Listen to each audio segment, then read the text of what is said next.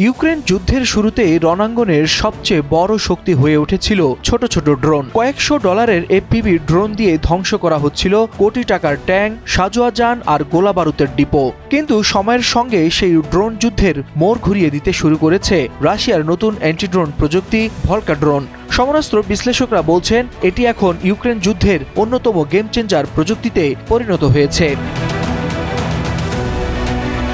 দেখতে সাধারণ ধাতব কিংবা কৃত্রিম গাছের মতো হলেও এর ভেতরে লুকিয়ে আছে অত্যাধুনিক ইলেকট্রনিক যুদ্ধ ব্যবস্থা। মূলত এটি একটি মোবাইল অ্যান্টি-ড্রোন সিস্টেম যা শত্রুপক্ষের ড্রোন শনাক্ত করে তাদের নিয়ন্ত্রণ ব্যবস্থা ভেঙে দেয়। ইউক্রেনীয় ড্রোন অপারেটররা যখন টার্গেটের দিকে ড্রোন পাঠায় তখন ভলকা শক্তিশালী জ্যামিং সিগন্যাল ছড়িয়ে দিয়ে ড্রোনের জিপিএস ও রেডিও যোগাযোগ বিচ্ছিন্ন করে ফেলে। ফলে ড্রোন নিয়ন্ত্রণ হারিয়ে মাটিতে পড়ে যায়, নয়তো লক্ষ্যভ্রষ্ট হয়ে বিস্ফোরিত হয় আকাশেই।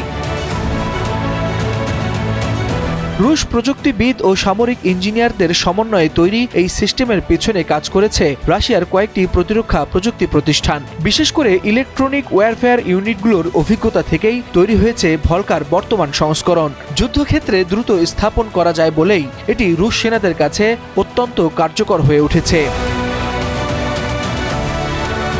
এই প্রযুক্তির সবচেয়ে গুরুত্বপূর্ণ বিষয় হলো এর উৎপাদন খরচ তুলনামূলক অনেক কম। একটি আধুনিক ক্ষেপণাস্ত্র প্রতিরক্ষা ব্যবস্থার পেছনে যেখানে লাখ লাখ ডলার খরচ হয়, সেখানে ভলকা ধরনের অ্যান্টি-ড্রোন ইউনিট অনেক কম খরচে তৈরি করা সম্ভব। কারণ এতে মূলত ব্যবহৃত হয় জ্যামার, সেন্সর, অ্যান্টেনা এবং স্বল্পমূল্যের ইলেকট্রনিক উপকরণ। ফলে রাশিয়া দ্রুত বড় সংখ্যায় এসব ইউনিট রণাঙ্গনে মোতায়েন করতে পারছে।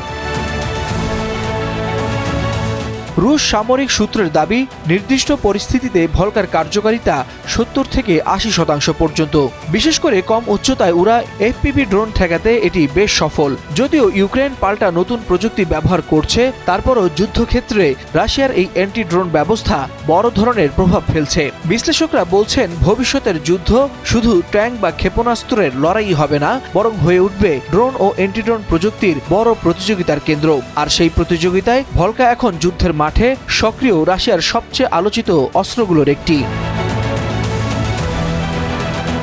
Waliul Hasnat, Times today.